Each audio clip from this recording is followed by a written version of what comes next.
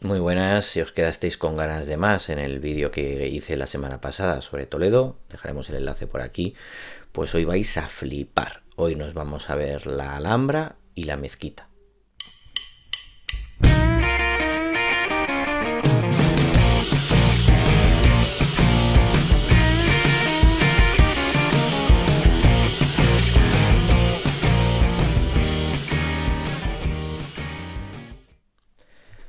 Aprovechando que unos días de diciembre pude moverme con la familia a visitar tanto la Alhambra de Granada como la Mezquita de Córdoba, hice chorrocientas mil fotos, pues voy a contaros un poco la experiencia y así de esa manera pues podemos explicar esos dos edificios, patrimonio de la humanidad y de obligatoria visita y claramente representativos de la cultura musulmana en España.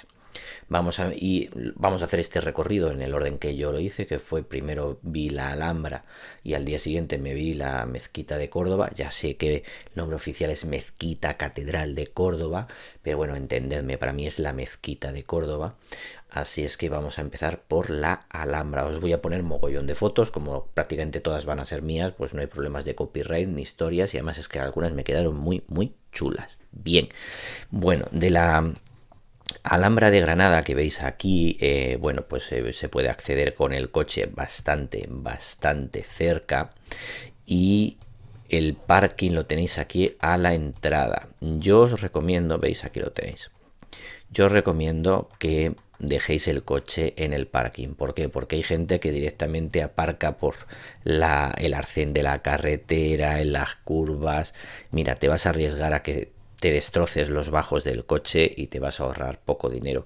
A nosotros nos costó unos 2 euros la hora, que para ser un parking digamos privado en un sitio hiper mega turístico como es la Alhambra no me pareció nada caro. Los tienen numerados, hay 4 parking, el 1, el 2, el 3, el 4 en función de lo que te alejas de la entrada. El 1 es lógicamente el más cercano a la entrada de la Alhambra y el 1, fijaos dónde está, estás aquí. Entonces es que debe haber 50, 100 metros. Yo llegué a las 12 de la mañana y pude aparcar en el 2. Bien, cuando uno compra la entrada de la Alhambra, para ver la Alhambra, tienes que tener claro que lo que tú estás viene un horario establecido y es para los palacios nazaríes. Los palacios nazaríes es lo que luego lo vamos a ver, pues es el patio de Comares y el patio de los Leones, que es lo que todo el mundo conoce, ¿vale? Es muchísimo más, luego lo vamos a ver en fotos, pero como son espacios cerrados y algunas habitaciones son pequeñas, eso está regulado y entonces en la entrada de la Alhambra te ponen el horario en concreto que tienes que entrar a los palacios nazaríes. Tú el resto de la Alhambra te la puedes ver a tu bola, puedes ir a la hora que te dé la gana. Tener cuidado con eso, porque tú imagínate que has comprado la entrada a los palacios nazaríes a la 1 de la tarde y se te va a la cabeza porque estás en el Generalife o estás en la Alcazaba y cuando llegas tarde, pues te aguantas y no te van a dejar entrar. Entonces muy importante, la hora que os han dado o que habéis podido elegir para entrar a ver los palacios nazaríes, eso es sagrado y tú en función de eso te montas tu visita. Nosotros teníamos la entrada a los palacios nazaríes a las 3 de la tarde. Como llegamos a las 12 teníamos 3 horas ahí de margen, entonces yo lo que me monté la excursión para ver primero, como lo primero que te encuentras según entras es el Generalife a la derecha, ahora lo iremos viendo, pues dije, pues mira, nos vemos el Generalife, luego nos vemos la Alcazaba, que es esta parte de acá, la parte digamos de Castillito de la Alhambra, y en eso ya nos hemos comido unas 2 horas y pico. Tienes media hora, 40 minutos, lo que necesites pues para descansar, para comerte el bocadillo y tal. Y a las 3 te metes en los palacios nazaríes y le vas a echar pues más o menos en torno a 1 hora. Nosotros en la Alhambra estuvimos unas 4 horas. Estamos hablando de 2 adultos y 2 niñas pequeñas. Y eso si no te metes ya en quiero ver el Palacio de Carlos V y cosas por el estilo. Aunque para mí esto es una cosa, es un mamotreto insufrible, lo odio a muerte porque para construir el Palacio de Carlos V, como podéis ver, tuvieron que derribar la mitad de la Alhambra. Entonces, si la mitad que nos queda es una absoluta maravilla, imaginaros lo que debió ser. Os voy a poner mogollón de fotos, no os preocupéis. Entonces, empezamos la visita. Como veis, hemos entrado por la puerta de acceso, hemos enseñado nuestras entradas, nuestros DNIs que os los van a pedir. Recuerdo que que me pidieran un pasaporte COVID, por lo menos en diciembre del 2021 no me pidieron pasaporte COVID, pero sí que me pidieron los DNIs. Entras y cuando llegas a esta zona de árbol tienes dos opciones. Si te vas para la izquierda, hacia esta zona de la torre y la muralla, te irías hacia Palacios Nazaríes y Alcazaba, está perfectamente señalizado, ¿vale? O te vas a la derecha y te vas al Generalife, que es la opción que nosotros hicimos y os voy a ir poniendo en fotos. Nos fuimos hacia el Generalife. Aquí tenéis una pequeña explanada con algunos bancos donde la gente aprovecha pues para comerse el bocadillo o lo que tenga que hacer, y las primeras fotos, y sigues avanzando y como podéis ver son todo jardines. El Generalife, lo voy a alejar para luego acercarme, es una especie de recreo, de retiro que tenían los reyes nazaríes que vivían en la Alhambra, y a veces pues por cuestiones de vientos, de brisas y de frescor se venían aquí a pasar los rigores del verano. Entonces es todo una serie de acequias, de saltos de agua, de laberintos verdes realmente hermosísimos y preciosísimos, y luego además desde aquí tienes unas vistas de Granada realmente alucinantes. Cuando llegas a esta parte, entras por esta puerta de aquí, a ver si consigo moverlo, ahí entras por esta puerta de acá que os estoy marcando con la manita, y ya empiezas a ver los edificios propiamente dicho de los palacios del Generalife, porque todos son palacios. Y entras por acá y entonces llegas a este patio principal, y luego yo os voy a poner en fotos mías. Es todo una absoluta maravilla. ¿Qué merece la pena? Pues ir despacito, sin prisa ninguna, disfrutando de cada patio, de cada acequia. Vais a hacer 854.000 fotos y os vais a quedar cortos. Cuando hayáis visto el Generalife, pues desandamos el camino. Vas a venir un poco por la parte de arriba, por la parte arbolada, en lugar de ir por la parte más despejada de árboles y digamos por la parte de los jardines, pues vas a ir por la parte del bosque, esta parte de un poquito superior, y vuelves al punto donde se había bifurcado el camino y habías elegido el Generalife. Ahora nosotros nos vamos a ir hacia la zona de los palacios, ahí más o menos lo ubico, y empiezas a caminar pegadito a la muralla. Vas a pasar por una zona de excavaciones arqueológicas antiguas, de casas de la gente que vivió en el recinto amurallado de la Alhambra. Aquí hay una serie de hoteles, instalaciones, tiendas y demás, y llegas al macrocomplejo este del Palacio de Carlos V, mandado a construir por el emperador Carlos V, el rey de España Carlos I, y con el arquitecto Pedro Machuca en un estilo renacentista, que a mí personalmente este edificio a 500 metros de la Alhambra pues me hubiera parecido maravilloso, pero el hecho, como podéis ver en la imagen, de que para construirlo te has tenido que cargar la mitad de la Alhambra, fijaos cómo el muro invade los muros de la Alhambra, pues hombre, ¿qué queréis que os diga? Anda que no había sitio para hacer el edificio, pues pum, encima de la Alhambra. Bueno, nosotros en mi visita particular lo que hicimos fue venirnos a la Alcazaba. Como veis es un edificio, es un espacio triangular, es el edificio más defensivo dentro del Palacio de la Alhambra y por lo tanto su función es puramente defensiva. Todo esto que veis aquí son los restos arqueológicos de las habitaciones de los soldados que protegían a la familia real y la Alcazaba. Tiene una serie de torres defensivas, la más famosa esta que veis aquí, que le llaman la Torre de la Vela, y que a 1 de enero, en el aniversario en el que el rey Boabdil entregó las llaves de la ciudad de Granada a los reyes católicos, bueno, pues hacen sus homenajes, sus fiestas, tocan la campana. Según la tradición, la chica que toca la campana se casa ese año, bla, bla, bla. Te ves la Alcazaba, llevas 2 horas de visita, aprovechas estos jardines de acá que están a la sombra. Además, justo en este complejo de aquí que os estoy poniendo ahora en el centro, pues hay baños, hay tienda de recuerdos, pues entonces aquí puedes aprovechar para descansar, recuperar fuerzas, y a la hora que te ha marcado la entrada nos vamos a los palacios nazaríes. Llega la hora señalada y para que os ubiquéis, si esto es el Palacio de Carlos V, aquí en esta esquinita está la garita donde te van a controlar tu entrada para los palacios nazaríes.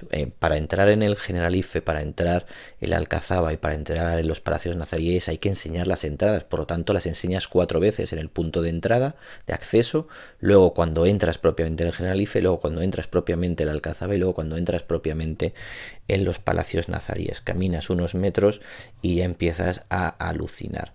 Vamos a empezar por una serie de habitaciones poco conocidas, muchas veces despreciadas, y en cambio son de las más antiguas del conjunto de los palacios nazaríes, pero de las más modificadas. Vamos a ver artesonados de madera, techos adintelados, pero ya vamos a empezar a ver esos capiteles que nos llaman tanto la atención en la Alhambra, y vamos a empezar a ver esas decoraciones absolutamente maravillosas de las paredes. Recordar que la Alhambra son los materiales más pobres y humildes del mundo: madera, barro, yeso. En cambio están trabajados de tal manera que da una sensación de riqueza absolutamente apabullante, y no deja de ser escayola o yeso decorado con moldes, pero es absolutamente maravilloso. Y llegamos a la primera joya de la corona, que es el patio de Comares, que habréis visto 500.000 veces en fotos. Esta es la torre de Comares, este es el patio de Comares. Y en este patio, pues que sería, digamos, la parte burocrática de la Alhambra, sería el lugar donde estarían las salas donde los reyes nazaríes recibirían, pues, embajadas de otros reyes, donde estarían, digamos, los ministerios. En la parte política, la parte civil de la Alhambra sería el patio de Comares, absolutamente maravilloso. Tenéis que verlo desde los dos lados, desde donde lo estoy poniendo yo aquí, pero incluso desde el otro lado para ver las vistas de la otra fachada, que luego la gente a veces se olvida. Y por supuesto, una cosa que hay que tener en cuenta: el reflejo de la torre en el agua, fundamental. La acequia, fundamental, la fuente, el efecto que produce, la sensación de tranquilidad, de belleza desatada que tiene el Palacio de Comares. Vamos a ir caminando por una serie de salas, todas de ellas maravillosas, y llegamos pues quizá al más espectacular, que es el patio de los Leones, 1000 veces fotografiado, 1000 veces visto. Bueno, esta es una de las salas que tenéis ahí. Vamos a aprovechar que se ha metido el Street View para que podáis ver la belleza de las salas. Fijaos, esta es la sala de las hermanas, creo recordar que se llama, con una bóveda estrellada maravillosa y con las paredes, bueno, veis aquí que lo que serían las pechinas en un edificio cristiano, aquí está lleno de mocárabes. Una bóveda estrellada maravillosa, arcos angrelados por todos lados. Aquí se ve un artesonado de madera. A ver si consigo que no os mareéis ni vomitéis. Veis aquí la decoración de las paredes en esas yeserías maravillosas, con esta decoración que se ve aquí, que era la que utilizaban los musulmanes. Como teóricamente no podían, que es mentira, pero bueno, teóricamente no pueden representar seres vivos, ellos hacen su decoración a base de letras del Corán. Esta es la que estáis viendo aquí, siempre de derecha a izquierda, letras del Corán, representaciones geométricas como estáis viendo aquí, o representaciones vegetales como estáis viendo acá. Entonces con eso te decoran los edificios y la sensación que tienen es absolutamente maravillosa. Volvemos a una puerta geminada con arcos angrelados y esos capiteles tan maravillosos. Y vamos a intentar ir al patio de los Leones. Bueno, pues estamos en el patio de los Leones cuando dejaban acercarse a la gente, porque fijaos el chino este cómo se ha metido encima, el grupo chinos. Impresionante. Yo no sé de cuándo es esto, pero desde luego ahora no dejan esta masificación, pero además no dejan que te acerques tanto. Fijaos dónde está la valla de protección. Ahora no te dejan que salgas de las columnas. Ya os digo, diciembre del 2021, tú tienes que ver el patio desde las columnas. No te dejan invadir el patio, porque esto, como podéis ver, es absolutamente vergonzoso y lamentable. Tenéis aquí este patio maravilloso, precioso. Yo lo estoy enseñando en 3D, como veis, en 360 grados. Y luego yo os voy a poner mis fotos de diciembre de 2021 sin gente y desde luego hechas desde las columnas, ya que no te dejan pasar tan adentro. ¿Cómo está construido, digamos, a la inversa? Normalmente por estructura, por digamos eficiencia a la hora de resistir, pues la parte más resistente abajo y la parte más liviana arriba, un triángulo, una pirámide. En cambio aquí es al revés, esas columnas son finísimas y la parte mazacote va arriba, con lo cual da la sensación de que está suspendido desde el cielo y que el edificio se va a caer mañana. Y fijaos pues que el edificio tiene 600 años y está ahí estupendamente conservado. Bueno, cuando salimos del Patio de los Leones vamos a seguir pasando por una serie de estancias que todas merecen la pena, no os dejéis ninguna, tomaros el tiempo que queráis. Vais a pasar por una serie de patios poco conocidos y que muchas veces la gente los infravalora, y todos son, pues realmente tienen su belleza intrínseca, y termináis la visita en esta zona que tiene un edificio similar o que os va a recordar a lo que hemos estado viendo en el Generalife. Ya se me ha ido otra vez para allá el Google. Como siempre, lleno hasta arriba de gente para hacerse la fotito. Yo quiero venirme hacia acá para que lo veáis desde el otro lado. Ahora, a ver si consigo hacerme con... A mí es que me quitas el iPad y me destrozas. Bueno, pues es esa zona de ahí que os va a recordar al Generalife y la acequia en medio.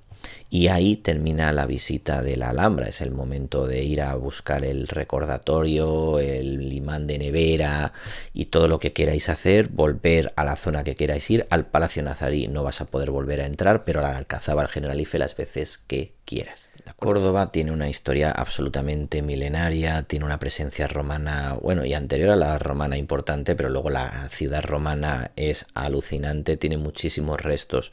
Vas paseando y te vas encontrando una columna, un capitel, es realmente impresionante. Luego tiene una presencia medieval, pues que os vamos a contar de la presencia musulmana, la Córdoba califal, que va a ser la capital de este emirato dependiente, la capital del emirato independiente, la capital del califato. Pensar que a muy pocos kilómetros de Córdoba está Medina Zahara, otro yacimiento arqueológico, pues realmente de estos que te deja con la boca de... O sea que bueno, yo iba con niñas pequeñas y creo que el yacimiento no lo iban a saber disfrutar, saborear, así es que no lo vimos. Nos centramos en algo mucho más fácil de entender, como es la mezquita. Como veis, la mezquita está absolutamente pegada al río Guadalquivir y es una de las razones de su forma. Aquí había, antes de que llegaran los musulmanes, una iglesia visigoda que más o menos debió ser, lo voy a intentar marcar ahora que me sigo pegando con el Google Earth, más o menos esta zona que veis que estoy marcando con la mano sería la zona de la iglesia visigoda preexistente. Los musulmanes lo que hacen es reutilizar materiales de la iglesia visigoda para construir la primera mezquita de Córdoba.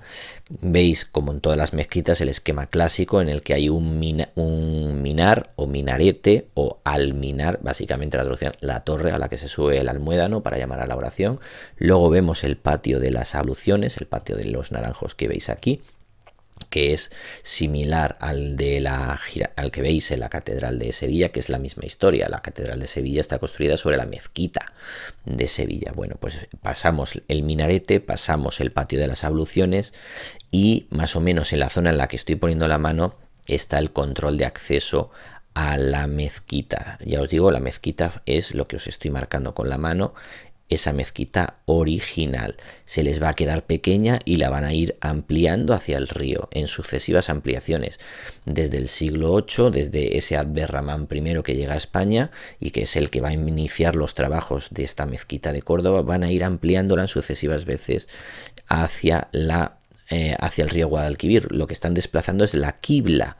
Recordar que la quibla, como en todas las mezquitas, nos estaba diciendo hacia dónde está la Meca, hacia dónde hay que rezar.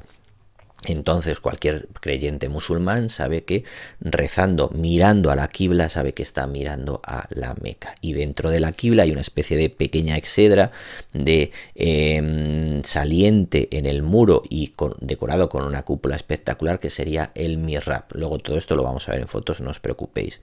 ¿Por qué no siguieron ampliando hacia acá? Porque se encontraban con el río Guadalquivir.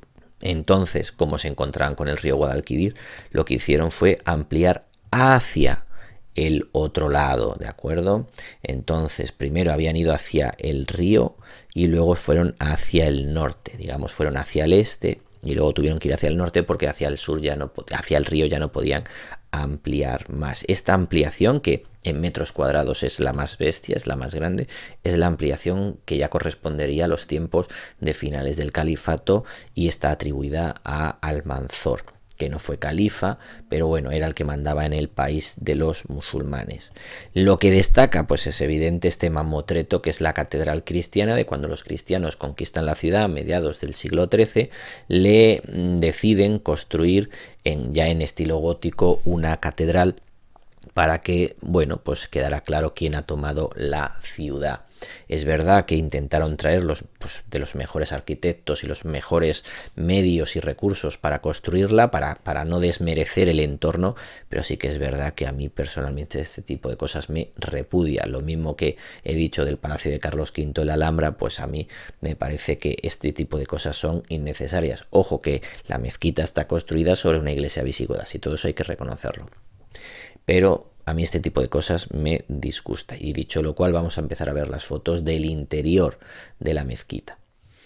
Entras en la mezquita, estás en el patio de los Naranjos y te acercas al control de entradas, como os he comentado. Aquí vemos un maravilloso arco de herradura que lo solemos asociar a los visigodos, pero como podéis ver, los musulmanes pues también lo van a usar. Bueno, como podéis ver, os he ido poniendo fotos de mi visita. Es un espacio absolutamente maravilloso en el que vemos cómo van a coger una columna, a esa columna le vamos a poner un capitel, y de ese capitel al que convergen dos arcos de herradura, este de la derecha y este de la izquierda, de ahí nace un pilar, ya no una columna, nace un pilar, y a ese pilar convergen dos arcos de medio punto. De esa manera consigues elevar unos 3-4 metros la altura del techo, y arriba ya el artesonado de madera absolutamente maravilloso y precioso. Los arcos veis que combinan la bicromía en rojo y en blanco, la piedra y el ladrillo, que esto ya se había visto en el acueducto de los Milagros. Fijaos en la sucesión de arcos, el efecto que hace, porque lo que quieren los arquitectos que diseñan este espacio es la sensación para el creyente de que está en una especie de oasis de palmeras, en la que ve las palmeras y las hojas de las palmeras en la parte superior. Y la verdad es que se consigue bastante. Esa sensación de estar en medio de un bosque de palmeras, y es lo que están intentando reflejar entre el tronco, que sería la columna, y los arcos, las hojas de las palmeras. La parte más espectacular de la mezquita, lógicamente, hemos dicho, es la quibla, ese muro que apunta a la Meca, y dentro de la mezquita el mihrab, que es lo que os estoy enfocando ahora mismo, que está decorado a su vez con este arco de herradura, y luego este alfiz que lo está, bueno, digamos, enmarcando. Decoración una vez más con caracteres y versos del Corán. Aquí en el dintel también versos del Corán, y luego pues más decoración vegetal y geométrica con ese horror vacui, esa obsesión de el arte islámico hacia decorarlo todo sin dejar absolutamente nada sin decorar. Hace muchísimo tiempo sí que te dejaban entrar al mihrab y poder ver la maravillosa bóveda estrellada que tiene en su parte superior, parecida a la que os he enseñado antes de la Alhambra, pero ahora mismo, como podéis ver, pues no es posible, te tienes que quedar fuera y hacer la foto desde el muro. Realmente poco más que enseñar de la mezquita catedral de Córdoba, solamente recomendaros que vayáis allí y la disfrutéis. A niveles prácticos, la entrada fueron unos 10-11 euros, creo que recordar, por persona. Las niñas pues entraron gratis, creo que recordar, no sé si las dos o la más pequeña. Y lo que sí que no me gustó es que no había ningún tipo de control de acceso. Es decir, tú llegabas, se supone que tienes una hora de acceso, pero es que nadie la mira. Allí van con la pistola esta del código de QR, pim pam y para adentro. Nadie cuenta cuántas personas hay dentro de la mezquita, si es seguro, si es útil, si va a estar saturado, nadie lo cuenta, les da igual, ahí venga, lo mismo que la Alhambra, los palacios nazaríes está controladísimo. O vas a tu hora a los palacios nazaríes o no entras, la mezquita es un absoluto cachondeo. Entonces, si a determinadas horas puedes tener suerte y se esté vaciando, pues porque 2 o 3 guías turísticos han sacado a sus grupos y hay menos gente, que suele ocurrir, a mí me pasó, según llegué era imposible hacer fotos sin gente, y según nos íbamos pude hacer fotos prácticamente sin gente. Desde luego es una ciudad que merece mínimo 2 días, porque esto solo es la mezquita, pero es que hay que caminar esa judería. hay que ver esas calles estrechísimas, caóticas, sin salida, esos patios andaluces llenos de plantas. Esto hay que verlo en primavera. Yo lo he visto en diciembre y me ha fascinado.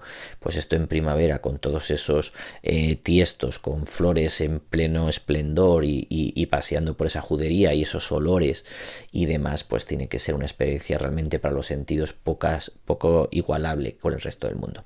Corto el vídeo porque ya se me ha ido de tiempo para variar, pero bueno, espero que os guste más que el de Toledo, porque lo he saturado de fotos, pero creo que merecía la pena. Como digo siempre, si te ha gustado el vídeo, por favor dale al like. Si te ha gustado mogollón, suscríbete, intenta pertenecer a ese grupo privilegiado del 2% que recibe notificaciones cuando subo vídeo. No dejes de esos que son el 90 y pico % que ven los vídeos pero no se suscribe. Tú tienes que ser privilegiado.